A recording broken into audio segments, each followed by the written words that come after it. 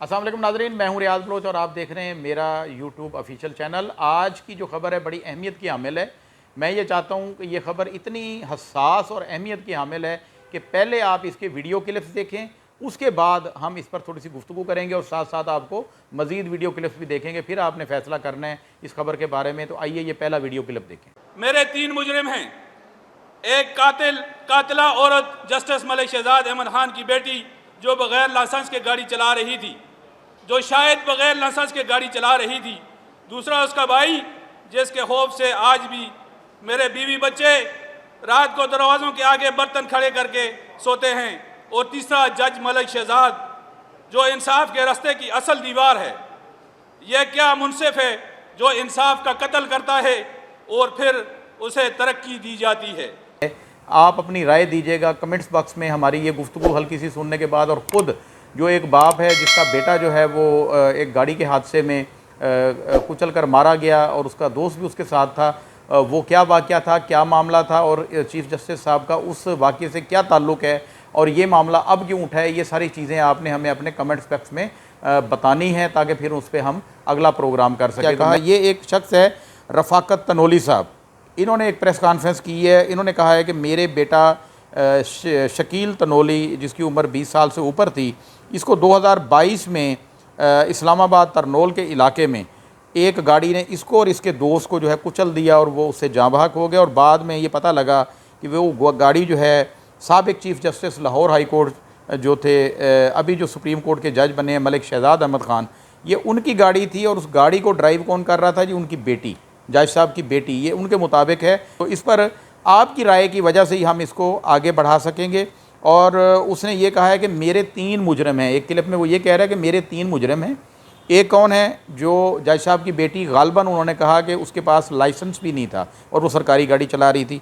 उसने कहा दूसरा जो है उसमें मेरे बेटे का कातिल और मुजरिम जो है वो जज साहब का बेटा है जिसने धमकियाँ दी अपनी बहन के लिए, उसको बचाने के लिए और सुलह के लिए। और तीसरा खुद जज साहब हैं जिनकी गाड़ी जो है इस्तेमाल हुई और उन्होंने अपना असर रसूख इस्तेमाल किया। अब उन्होंने कहा कि आज एक मजबूर बाप आपसे इंसाफ की भीख मांगने आया है। ये रफ़ाकत अली तनोली साहब ने कहा है।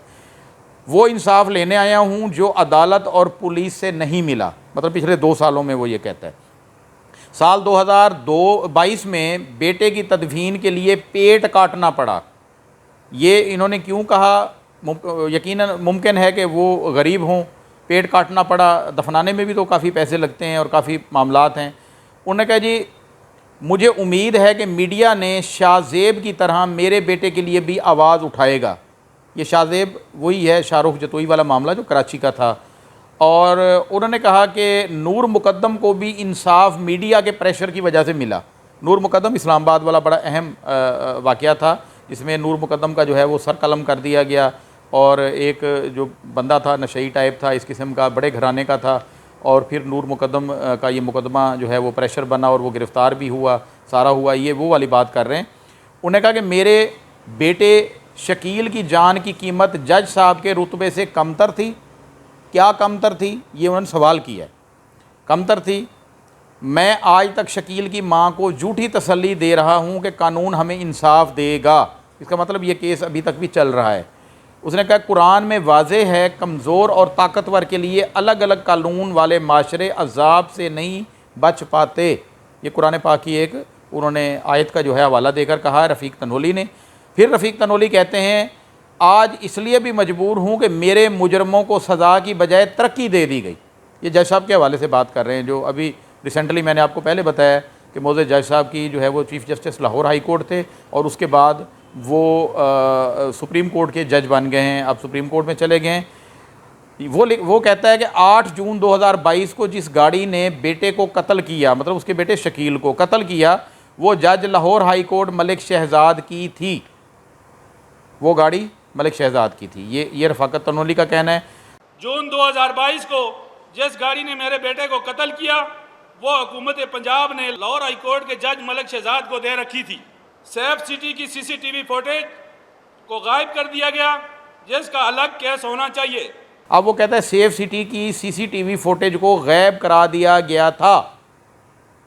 ये भी रफ़ाकत तनोली साहब कह रहे हैं। अब इस्लामाबाद पुलिस को इस फुटेज का एक हिस्सा मिल गया है। अब 2 साल के बाद जाकर अब मिल गया है। ये रफ़ाकत तनोली साहब ने कहा। पहले क्यों गायब हुआ, अब कैसे मिला, ये इसी चीज़ों पे जो है वो गुफ्तगू, और बाद में प्रोग्राम लोगों के, काफ़ी यूट्यूबर्स के और मीडिया पे ये चीज़ें चलनी है, ज़ाहिर बात है। तो हमने कहा कि हमसे जुड़े हुए जो लोग हैं उनको तो हम ये बात बता दें।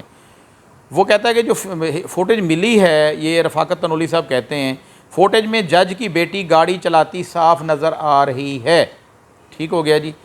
जज के बेटे ने घर आकर धमकाया और सुलहनामा लिखवाने की कोशिश की, ये उन्होंने कहा। उसके बाद कहते हैं इनकार पर मेरी बेटी को कत्ल करने की धमकी दी। जब इनकार हुआ, रफ़ाकत तनोली साहब कहते तो फिर मेरी बेटी को, बेटा तो पहले ही मर गया। बारहा जज के बेटे और नामालूम अफराद ने फ़ोन पर धमकियां दी हैं, ये भी रफ़ाकत तनोली साहब ने कहा है। इन धमकियों की तफसील मैं इस्लामाबाद हाई कोर्ट जमा करा चुका हूँ। मतलब ये एक अहम नोयत का केस जो है इस्लामाबाद हाई कोर्ट में चल रहा था, और ये समझ नहीं आई, आज तक सामने नहीं आया, अचानक ये सामने आ गया। मेरे बेटे के साथ एक और यतीम लड़का भी इस जालिम लड़की की गाड़ी से कुचला गया। जज साहब की गाड़ी चलाने वाली, उनकी बेटी का नाम वो कह रहा है कि वो भी कुचला गया। ये रफ़ाकत तनोली साहब ने कहा है। उन्होंने कहा जज के प्रेशर में इनसे ज़बरदस्ती सुलहनामा लिखवाया गया। मतलब उन्होंने सुलहनामा लिख दिया हो था, लेकिन वो कहता है कि मैंने प्रेशर में आके जो है वो, ये रफ़ाकत अली साहब ने कहा है। अब तक मुकदमा का चालान अदालत में जमा नहीं हुआ, यानी कि 2 साल गुजर गए, 1 महीने के अंदर अंदर मुकदमे का चालान, बल्कि 14 दिन के अंदर, ये कानून है कि पेश होता है चालान 14 यौम के अंदर अंदर, लेकिन पुलिस ने 2 साल हो गए वो जमा नहीं कराया। अब इस्लामाबाद हाई कोर्ट ने मुकदमा चलाने का हुक्म दिया है। रफ़ाकत तनोली साहब, आपको इसका मतलब है हाई कोर्ट की तरफ से इंसाफ मिलना, अदालत की तरफ से इंसाफ मिलना तो शुरू हो गया है, ये तो बात सामने आ गई, आप खुद ही कह रहे हैं। क्या ऐसी सहूलत मेरे जैसे आम आदमी की बेटी को मिल सकती है? ये बात जो है वो हज़म नहीं हो रही। ताहम ठीक है, उन्होंने कहा है, रफ़ाकत तनोली साहब ने कहा है, उन्होंने कहा तौहीन अदालत केस की समाअत तो कई घंटे टीवी पर दिखाई जाती है। ये रफ़ाकत तनोली साहब ने कहा है। समाअत टीवी पर, वो कहता है कोई है जो मेरे बेटे के खून की तौहीन पर कोई समाअत टीवी पर दिखाई जाए?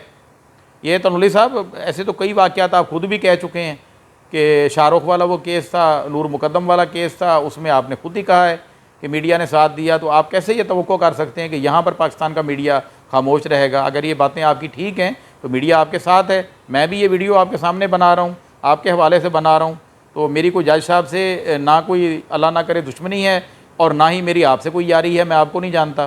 तो मीडिया तो हमेशा साथ होता है, जहाँ पर कोई जुल्म हो रहा हो, कुछ हो रहा हो, मीडिया ने दिखाना है, बाद में उसका फ़ैसला जो है वो वही एजेंसियाँ, तफ्तीशी एजेंसियाँ करती हैं, और फिर अदालतें उसका फ़ैसला करती हैं कि क्या सही है क्या गलत है। अच्छा, उन्होंने कहा जी मेरे 3 मुजरिम हैं, एक वो कातला जो शायद बग़ैर लाइसेंस गाड़ी चला रही थी, ये रफ़ाकत अली साहब तनोली साहब ने कहा है, दूसरा इसका भाई, और तीसरा जज मलिक शहजाद जो इंसाफ के रास्ते की असल दीवार है। मतलब अब तक भी है वो दीवार, वो कहते हैं अब तक भी दीवार है। ये कैसा मुनसिफ है जो इंसाफ का कत्ल करता है और फिर इसे तरक्की दे दी जाती है? ये भी रफ़ाकत तनोली साहब ने अपनी उसमें, और आप सुन लेंगे उनकी जो वीडियो। मैंने दोस्तों के मशवरे से कि जब तक जज हाजिर सर्वस है मुझे इंसाफ नहीं मिलेगा। चीफ जस्टिस पाकिस्तान का दरवाज़ा भी खटखटाया। सुप्रीम जुडिशल काउंसिल ने मेरी शिकायत का तो कोई जवाब ना दिया। मेरा गिला इस मुमलिकत खुदादाद के हर ताकतवर से है।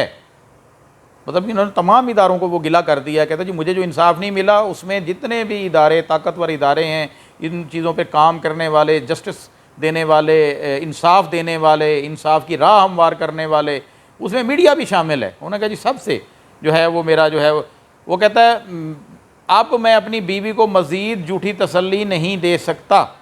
रफ़ाकत अली तनोली कहते हैं मैं इसे बताऊंगा कि इस मुल्क में गरीब के खून की पानी से ज़्यादा वक़्त नहीं। मैं अपने बच्चों को मज़ीद झूठी तसल्लियाँ नहीं दे सकता। मैं उन्हें बताऊंगा कि इस मुल्क के गरीबों के जिस्म में खून की वक़्त सिर्फ पानी जितनी है।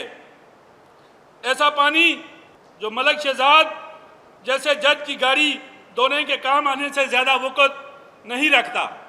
रफ़ाकत तनोली साहब यहाँ आप गलत हैं, मैं आपको खुद गलत कह रहा हूँ। बाकी तो जो व्यूवर्स देखेंगे वो अपने इसमें कमेंट्स देंगे। मैं आपको कह रहा हूँ यहाँ आप गलत हैं। इस मुल्क में अब भी इंसाफ हो रहा है, अब भी इंसाफ मिल रहा है, इंसाफ बिक नहीं रहा, इंसाफ मुहैया हो रहा है। और आप खुद कह रहे हैं कि इस्लामाबाद हाई कोर्ट ने इस मामले को टैकल कर लिया है और हुक्म दिया है, तो फिर आप कैसे कहते हैं कि नहीं हो रहा, आपसे इंसाफ हो रहा है? आपने आज आवाज़ उठाई इतने अरसे के बाद, तो देखें मीडिया भी आपके साथ है। आगे देखिएगा आने वाले 24 घंटे 48 घंटे ये मीडिया ट्रेंड चल पड़ेगा आप वाला। ये बहुत बड़ा आपने ये बातें की हैं। आप तो खुद चुप थे, आप आज तक सामने मीडिया के नहीं आए, अब आ गए हैं। आप देखें मीडिया का किरदार क्या होता है। उसके बाद वो कहते हैं अगर इंसाफ ना मिला तो आखिरी हद तक जाऊंगा, चाहे मुझे अपनी जान क्यों ना देनी पड़े। ये अच्छी बात है, एक बाप को या एक इतने करीबी रिश्ते को बिल्कुल इसार कुर्बानी और उस वाला होना चाहिए। लेकिन ये मैं आपको यकीन दिलाता हूँ कि आपकी ये बातें जहाँ जहाँ पहुँचनी है वहाँ वहाँ पहुँच के उस पर एक्शन भी तब तक शुरू हो चुका होगा और आप देखेंगे जल्द आपको इंसाफ मिलेगा। लेकिन अगर आपने बातें ठीक की हैं तो, अगर आपने ठीक बातें नहीं की, इसमें कोई गलत बयानी की है, तो ज़ाहिरी बात है वो भी इदारे मौजूद हैं, वो दूध का दूध पानी का पानी कर देंगे। ताहम हमें अफसोस है कि आपके साथ ये वाक़या पेश आया और आप एक दुख भरे बाप 2 साल से अजियत में आप गुजार रहे थे। आज आकर आपने ये ओपन किया अपनी ज़बान से। मुझे भी उम्मीद है, पूरी कौम को उम्मीद है कि आपको भी, आपका केस भी बिल्कुल तौहीन अदालत से ज़्यादा अहमियत का हामिल है। तौहीन अदालत एक जो है जज की कोई तौहीन या अदालत की तौहीन होती है, यहाँ एक इंसानियत का कत्ल है। एक नहीं, आपने 2 बताए, उनका एक दोस्त भी साथ था। ये कत्ल की बात है, ये एक हादसे में बेशक हुआ है, तो जिस तरीके से भी हुआ है, जो भी है, इसको कानून साज इदारों ने देखना है, पुलिस ने देखना है, अदालतों ने देखना है। लेकिन ये है कत्ल, इस पर आपको, मुझे नहीं लगता कि इंसाफ ना मिले, आपको ज़रूर इंसाफ मिलेगा।